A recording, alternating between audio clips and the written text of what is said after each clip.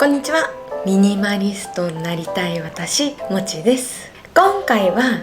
2025年の捨て活を振り返って手放して本当に良かったアイテムトップ10をご紹介します。毎年恒例でやっています年間の捨てて良かったアイテムランキング、今回でなんと4回目になります。こんなに続いていることも本当自分でも驚きです。毎度お伝えはしているのですが、大前提これから紹介するものを持っている方を決して否定するつもりも、手放すことを皆さんに絶対お勧めしたいというつもりもありません。人それぞれに暮らしに必要なアイテムもその量も違いますので、ぜひそれってあなたの感想ですよねって思いながら見てください。ただ物を減らすことって自分の中の当たり前を崩さなきゃいけなかったり、そのための工夫や発見も必要で結構難しいことなんですよね。なので今回のランキングがこれから捨て活を頑張りたい方にとって新たな発見やヒントになってくれたら嬉しいです。捨て活歴ももう4年ということもあり、どんどんそれ手放しちゃうのというようなマニアックなアイテムがランクインしていますので、そんなランキングの変化もぜひ楽しんでください。それでは2025年手放して良かったアイテムランキングのスタートです。2025年手放して良かったアイテム第10位はめったに使わない文房具です。今年は本当に使うものだけを残すと目標で、ミニマリストシンさんのアドバイスをいただきながら気合を入れて文房具の捨て活をしました。手放したのはシャーペンに返し消しゴム、複数あったボールペンやのり、いつかのためにと取っておいた筆ペン、さらには画鋲、S 字フック、一度しか使っていない接着剤、買ってから何年も経つペンの紙インク、そして使い切れないほどの大量のマスキングテープなどなど、もう本当に大量の文房具を手放しました。文房具なんてどれも使い切ってから捨てるのが当たり前のことと思っていましたし、持っていることを疑いすらしていないものばかりでした。でも確かにシャーペンなんてここ数年使った記憶はなかったですし、筆ペンもいつかあるかもしれない友人の結婚式のためと予定もないのにずっと取っておいたものだったんですよね。ボールペンも言われてみれば2本も必要はありませんでした。まだ使えるものを手放すということにもったいないという心のブレーキも正直めちゃくちゃありました。ですが、たとえ買い直しても文房具って大した額にならないし、えいやと勢いで手放してみたらびっくりするほどすっきりシンプルでとっても使いやすくなったんですよね。実はこういった細々したものが収納を圧迫していたという事実にもう目から鱗でした。普通のお部屋とミニマリストなお部屋の差ってここにあったんだと腑に落ちた気がします。この時の捨て活が私の自信になって、今年は他のアイテムもいつもより高い基準で手放す決心をできるようになりました。ミニマリストには憧れるけれどハードル高いなぁとちょっと諦めちゃっている方は、ぜひまずは使っている使っていないが分かりやすい文房具から思い切った捨て活に挑戦してみてください。2025年手放して良かったアイテム第9位はたくさんの手提げ袋です。貴重品を入れた毎日バッグにプラスして荷物の量に合わせてサブバッグを持つのが基本スタイルの私ですが、気づけばなかなかのサブバッグコレクターになってしまっていました。持っているサブバッグは大きさも様々で、汚れてもいいよ、おたかつ用、夏用、スーパーに行く用などなど、もういろんな用途で自分なりに使い分けていたので、どれもいるじゃんと数を減らせずにいました。ノベルティでもらった袋も使えるからと取っておいてしまう癖も一向に減らせない原因でしたね。そんな私でしたが、お気に入りのサブバッグと出会ったことで今年変わることができました。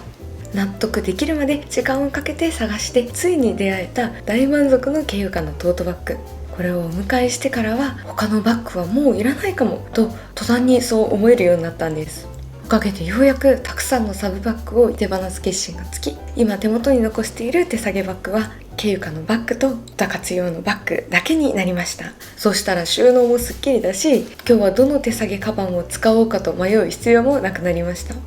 もう新しいサブバッグが欲しいなんて目移りすることもなくなり、いつものバッグを使っているだけでハッピーな気持ちになります。今思えば私がサブバッグを減らせなかった根本の原因って実はどれも超お気に入りのカバンじゃなかったからだったんですよね。可もなく不可もないバッグばかりだったからこそ、逆に捨てる理由も見当たらなくって、なんとなく持ち続けてしまっていたんです。たくさんのまあ悪くないというアイテムを持つより、たった一つのお気に入りを持つことがこんなにも満足度が高いんだということを改めて感じることのできた経験になりました。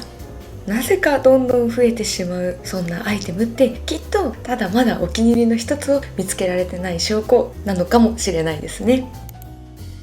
2025年手放してよかったアイテム第8位は避難リュックの中身です。正確にはこれは手放してよかったというより、中身を減らしてよかったアイテムです。過去の私って熱心に物を減らす一方で、もしもの時の備えって全然できていなかったんです。でもミニマリストって本当に大切なものを大切にする暮らしなのに、一番大切な自分の命を守る備えがない今の状況はいかんと思い、昨年徹底的に調べて災害への備えを準備しました。詳しくはこちらの動画で説明していますが、いろいろ勉強してみて学んだ大切なことは、災害は避けられないけれど、災害による被害は物が少ない暮らしで抑えられる。そして倒壊や火事のリスクがない限り、避難場所は基本自分の家になるということでした。災害対策って避難リュックが何かとフォーカスされやすい気もしますが、もっと起こりうる可能性的に重要だったのは、在宅避難用の備蓄やお家の環境の整備だったんですよね。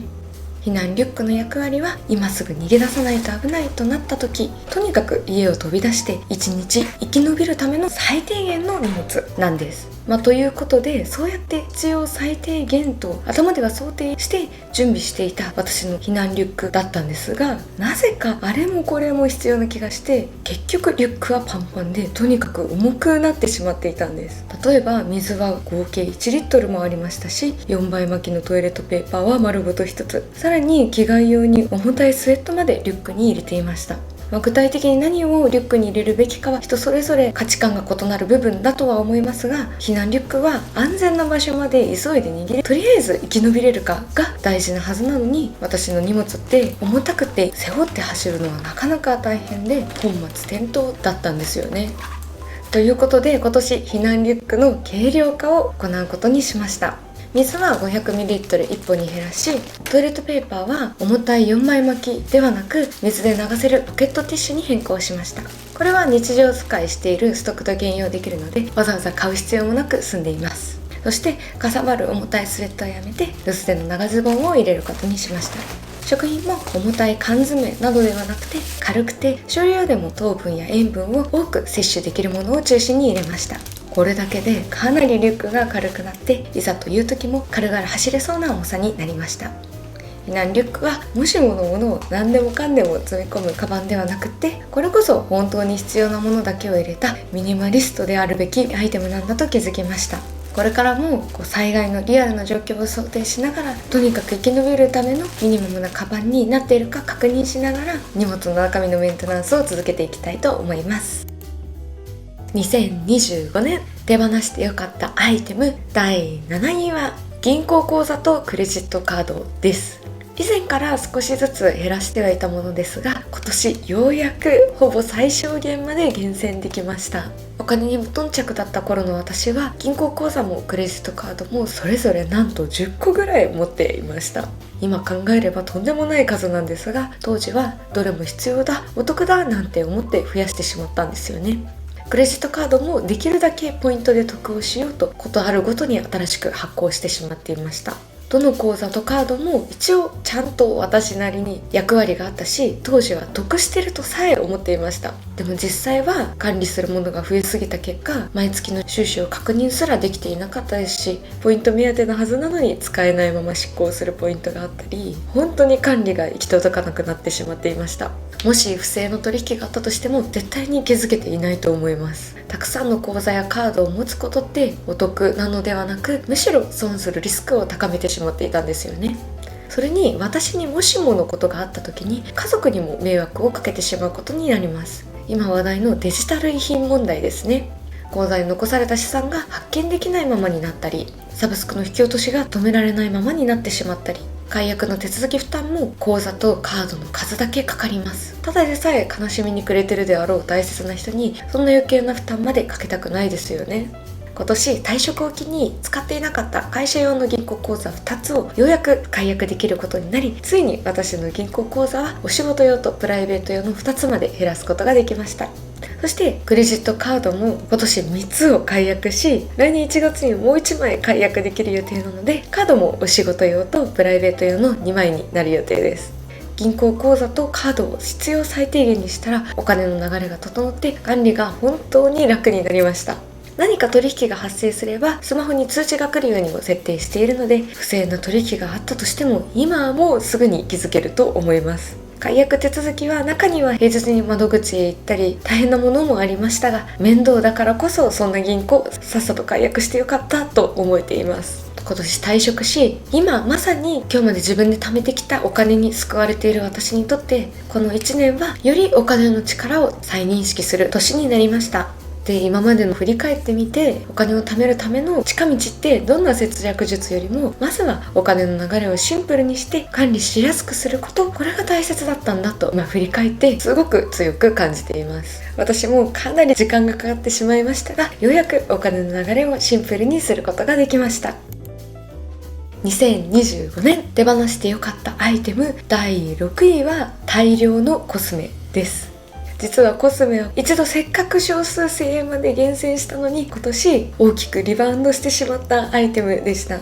というのも今年はお仕事の傍らイメージコンサルタントの養成学校に通っていまして、メイクを深く学ぶためにもある程度最低限のコスメが必要になったんですよね。せっかくの学びの機会ですから、どうせなら自分に似合うものは何か徹底的に研究してみようと、いろいろコスメを買い足すことにしました。で、最初は買うことに対してものすごい抵抗感があったんですが、もう不思議なことに一つ買い始めたら気づけばあれもこれも欲しいと、もう物欲が止まらなくなって、結局たった数ヶ月でこんなにもコスメを集めてしまいました。コスメってもっと良いものをと追いかけてしまったらキリがないということを本当に痛感しました。でも初めてステ活のリバウンドを経験してみて、私の中で3つの気づきがありました。まず何よりも感じたのは、少ないコスメだった頃の方が私の満足度は高かったということです。コスメを改めて買い足してみると、他のものに目移りしてしまって、買えば買うほどすでにもう十分コスメはあるはずなのに、なぜか欠乏感を感じるようになってしまっていたんです。むしろ逆に少数精鋭のコスメで使い切るまで新しく買い足さないと心に決めてやりくりしていた頃の方が、手持ちのコスメ一つ一つを大切に使うのでどんどん愛着が湧いて、これで満足と思えていたんですよね。そしてコスメを集めることで自分の時間も奪われていきました。新たなコスメ情報を求めて SNS ばっかり見ていましたし、デパートへコスメを試しに行ったり、毎日のメイク工程も増えて身支度に時間がかかったりするようになっていました。そんな時間こそ人生の楽しい時間と感じられる方もいらっしゃるとは思うのですが、改めて物を持つことって自分の時間をかなり使うんだなと強く感じました。そしてコスメを集めてもとても使い切れない点も、もったい病を抱える私にとってはもうとっても惜しく感じられました。コスメの使用期限は開封後半年から1年と言われますが、顔はもちろん1つしかありませんし、メイクも1日に1回だけ、使えるチャンスはとっても限られています。アイシャドウにアイブロウにチークと超活躍しているこのマルチパレットでさえ1年近く毎日使い続けてもなかなか減らないのに、いろんな色、いろんな種類集めてしまったら、結局あまり使えていない期限切れコスメをどんどん増やしてしまうことになるんですよね。メイクは自己肯定感を上げるとも言いますが、期限切れコスメを使ってメイクすることってむしろ自分よりも物を大事にしてしまっているような気もするんです。使い切れる量のお気に入りの一つを大切に使うってすごく気持ちのいいコスメの持ち方だなと思います。こんな風に少ないコスメにメリットを感じる一方で、いろいろ買って失敗してみたからこそ自分に合うのはこれだと思えるコスメを見つけられたので、お金は結構使ってしまいましたが、学びのあるリバウンドだったなとも思っています。ということで、結局私には少ないコスメの暮らしがやっぱり幸せだったので、心痛いですが一軍落ちしたコスメはまた手放すことにしました。少数精鋭のコスメボックスに戻ってから、毎日のお気に入りコスメで楽しむメイクタイムがより一層幸せな時間に変わった気がします。2025年手放してよかったアイテム第5位は、手放すか悩んでいる服です。昨年のランキングでは可もなく不可もないような2軍服を手放してよかったとお話ししましたが、今年はそのレベルが上がりました。今年は最高に好きと即答できないまあまあいい服を思い切って手放すことができました。本物の一軍ならこれは残すと即答できるはずですから、手放すかちょっとでも悩む時点でそれって実は一軍ではないんですよね。この1年はまさに割とお気に入りな服から最強にお気に入りな服へとアップデートするフェーズでした。その一方でまあまあ気に入っている服を手放すのって結構不安で、洋服好きの私にはかなり勇気がいる捨て活になりました。そこで私がやってみてよかった捨て活方法があって、それはシーズンの初めにまあまあな服をクローゼットの端に寄せておくです。私はシーズンに着る服は全てハンガーにかけて端からローテーションで着るようにしているんですが、最強にお気に入りとまでは言えない服はシーズン初めにそのローテーションから外しておくようにしました。そうすると実際に手放さずとも超少数精鋭服だけの暮らしを疑似体験できますし、案外なくても過ごせちゃったりして、シーズン終わりには心から納得してまあまあな服を思い切って手放すことができました。で、驚くことにこうして中途半端な服がなくなるだけでおしゃれの楽しさが倍増したんですよね。ちょっといまいちな服って合わない組み合わせがあったり、似合わせるために他のアイテムを買い足さなきゃいけなかったり、コーディネートを組むのが意外と難しかったんです。そんなちょっと扱いづらい服を思い切って減らしてみたら、簡単にバシッと気に入るコーデを組めて毎日のお着替えタイムが本当に楽しくなりました。そしてついに今はワンシーズン12着程度で過ごせるようになりました。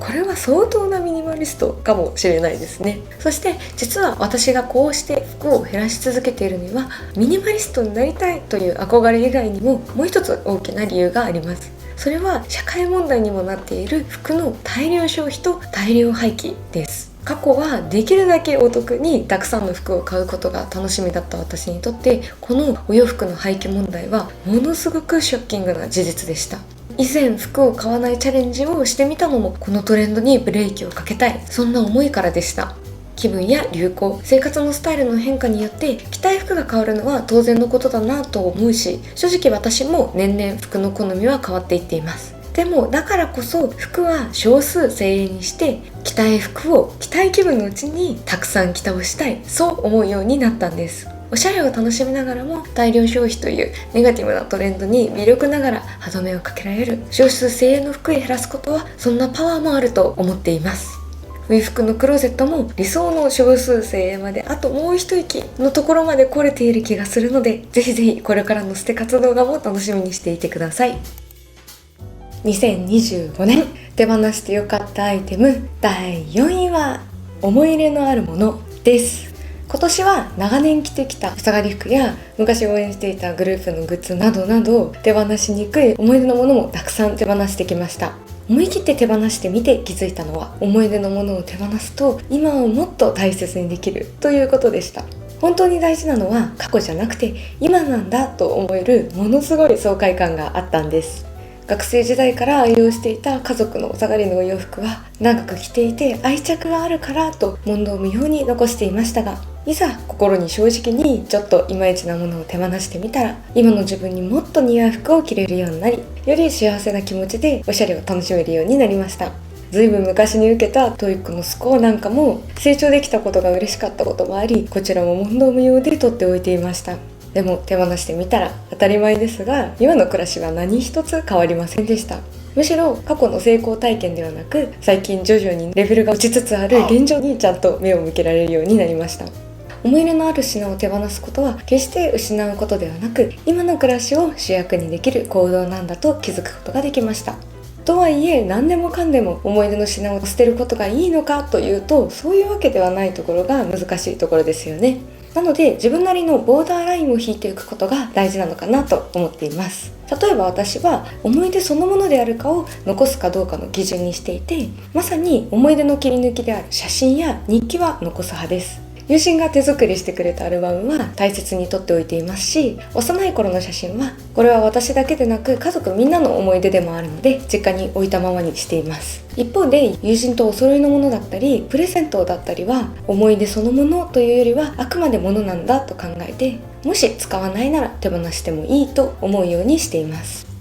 でも結局大事なのは自分の気持ちですから、捨てようが捨てまいが心の声をよく聞いて自分なりに決断することが一番大切かなと思います。ぜひ思い出の品を今の自分にとって意味あるものなのか考えながら整理してみてください。今の自分にフォーカスして生きていくってすっごく気持ちがいいですよ。2025年手放してよかったアイテム第3位は辛かった仕事です。詳しい経緯などはこちらの動画でご報告させていただいてますが、私は今年4月に辛かった仕事を一度退職してキャリアブレイクというやりたい仕事をいろいろと模索してみる期間を1年間設けることにしました。大前提、もうこれこそあくまで私が超個人的に手放してよかったものなので、私自身も会社がいらないものだなんて一切思っていないですし、むしろ私も働けるものなら働き続けたかったです。多くの方に見ていただいているこのチャンネルで手放してよかったものだと紹介していいものなのか迷いはあったのですが、それでも退職は私にとって間違いなくプラスな転機でしたし、そしてどうしてもたった一つ伝えたいメッセージがあったので今回ランクインさせることにしました。私が伝えたいメッセージ、それは心が壊れる前に立ち止まる勇気を持ってほしいということです。一体いつ自分に限界が来てしまうんだろうと思いながら、毎日重たい心を抱えて自分自身をだましだまし会社に通っていっている、そんな過去の私と同じような苦しみを抱えられている方がもしこの動画を見てくださっているのであれば、どうか限界が来てしまうその前に一度休む勇気を持ってみてほしいんです。幸い私は精神的な病気にかかることもなく、会社員時代から続いていた原因不明の体調不良も退職したらすぐ良くなり、1ヶ月程度ゆっくり休んだらこうしてまたすぐ動画投稿を再開したり、少しずつ前向きに行動できるようになりました。次の職も決まらないまま退職を決めた過去の自分の勇気に本当に感謝しています。その一方で動画へのコメントでは、一度心の病を患ってしまって立ち上がるまでどうしても時間がかかっていると当事者の方々のご経験談もたくさん寄せられて、もう本当に胸が痛みました。で、実は私の母も心に無理をして会社に通い続けた結果、数年前からストレス原因と思われる難聴を患ってしまったんですよね。退職を機に症状はだいぶ良くなりはしましたが、病気とは一生付き合っていくことになってしまいました。だから限界が来るその前に自分でブレーキをかけることって本当に大切なことだなって思うんです。苦しい場所から離れるのは後ろ向きではなく前向きな行動です。元気な体と心がある限りやれることはたくさんありますから、もう何が何でも自分の体と心だけは守ってほしいと心から思っています。そんな話を堂々と語る私ですが、そうは言ってもまだ無職の身です。会社を辞めたことで不安な気持ちは拭えませんし、10年後、20年後はもちろん1年後でさえ未来は全く想像つかなくなっちゃいました。でも間違いなく言えるのは、人生で今が一番心前向きに過ごせているということです。たった一度きりの人生ですから、これからはたくさん挑戦してたくさん失敗して面白く生きてみたいと思っています。会社員というレールを飛び降りた私が今後どうなっていくか、どうぞこれからも温かく見守っていただけたら嬉しいです。2025年手放してよかったアイテム第2位は、まだ使えるけれど使っていないものです。もうこれこそまさに目から鱗、私の中で革命が起こったかのような手放しアイテムでした。私はこれまで使っていないものは全部手放すを目標に捨て活をずっと続けてきました。でも使うか使わないかで判断していたつもりが、実は無意識のうちに使えるか使えないかで判断してばかりいたということに気づいてしまったんです。この現実に気づいた時、結構ショック。使いこなせていなかった洗剤やいつか使うかもしれない紙袋やビニール袋、読む気にならない本、どれも今は使ってはいませんが、もったいない病の私はいつもどうやったら使えるかなと物を生かす方法を必死に考えていました。でもそれって実は自分よりも物を大切にしてしまっている状態だったんですよね。例えば以前持っていた撥水剤、使う前にきれいに水回りを掃除しておく必要があったんですが、買っちゃったしもったいないから最後まで使い切ろうと、いつもならさっと済ませる水回りの掃除をわざわざその撥水剤を使うためだけに時間をかけて掃除をしていた時期がありました。でもこれって物を使うためにわざわざ私の貴重な時間を犠牲にしてたんですから、なんか矛盾していますよね。もったいないから読まなきゃと置いている本もそうでした。本当にもったいないのは本を手放すことよりも気が進まないのに義務感で読もうとしている自分の時間なようにも思うんです。そんな事実に気づいてからできるだけ使えるかではなく使うかを基準に生活をするようになりました。そうすると今までにないぐらいものが一気に減ってミニマリストな暮らしにぐっと近づけた気がします。人生は自分が主人公なんてよく聞きますが、過去の私はむしろ物に人生を支配されていた暮らしでした。でも自分が本当に使うものだけが残った今の暮らしは本当の意味で自分が主人公になれている気がします。2025年手放してよかったアイテム堂々の第1位はスマホ時間です。スマホ時間はこれまでやってきた生活の中でも一番の強敵でした。私のスマホ依存度は実はなかなかひどいものでして、朝起きた瞬間から夜寝るまで、そして日中も暇さえあればもうずっとスマホを触っていました。もう永遠に YouTube をつけていましたし、気づいたらショート動画をずっとスクロールしていたり、夜通しドラマを見たり、取りつかれたように朝までゲームをすることもあって、もう誰かこの世からスマホを消してくれと何度思ったか分かりません。そして寂しさを見ようと SNS を見れば見るほどメンタルってどんどん落ちていくんですよね。そんな中、今年やってみて本当に良かったのが1週間スマホ禁止チャレンジです。その時のリアルな状況を動画にしていますが、あの時の感動はもう今でも忘れられません。スマホを立っただけで同じ24時間を過ごしているはずなのに、まるで魔法がかかったかのように本当に充実した一日を過ごせたんです。早く寝て早く起きる、昼間は活動的に過ごす、そんな当たり前だけどなかなか難しい健康的な暮らしがスマホがないだけで簡単にできちゃったんです。心も穏やかに過ごせるようになりましたし、仕事への集中力も段違いでした。私の集中力も思考力も心の安定も睡眠の質も、そして貴重な時間も全部スマホに奪われていたんだと、スマホから離れてみて初めて気づくことができました。でもだからといってスマホが全部悪いわけではないですよね。うまく使えば本当に便利なツールだと思いますし、 YouTube は私にとっては学びと笑いの場ですし、音楽を聴くことや推し活が日常を楽しくしてくれているのも事実です。だからこそバランスが大事なんですよね。でもそのバランスを取るのが一番難しい。完全にスマホを禁止していた頃よりもスマホを自由に使っていい今の方がむしろスマホとの距離に大変苦戦しています。スマホって快楽物質であるドーパミンが大量に放出されますから、生物的にも抗うのって難しいんですよね。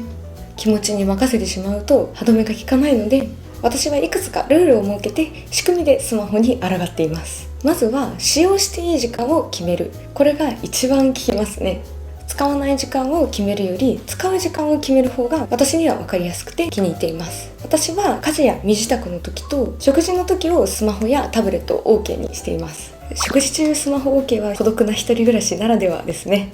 好きな動画を見ながらだと面倒な家事もスマホタイムを楽しみになんとかやる気になれます。そして物理的に距離を取るようにもしています。手元にさえなければスマホって触らなくなるんですよね。なので作業中はカバンにしまっておいたり、寝る時には枕元に置かないようにもしています。寝れないからとスマホを触った瞬間本当に寝れなくなりますから、充電スペースをベッドから離れた場所にすることで対策しています。あと個人的に大事にしているのが、生産的な活動にはスマホやタブレットを使って OK というルールです。むしろ学びや暮らしが充実することには便利なツール使っていかなきゃもったいないですから、外国の勉強とか運動とか料理とか、それこそ文字としての活動などは積極的にスマホもタブレットに利用しています。なんてスマホ離れできた成功者かのように話していますが、正直未だに欲望に負けて私もまだまだ絶賛スマホと格闘中の毎日です。なのでもしよかったら皆さんのスマホとの付き合い方や工夫をぜひコメント欄で教えていただけると嬉しいです。一緒にこの強敵と戦っていきましょ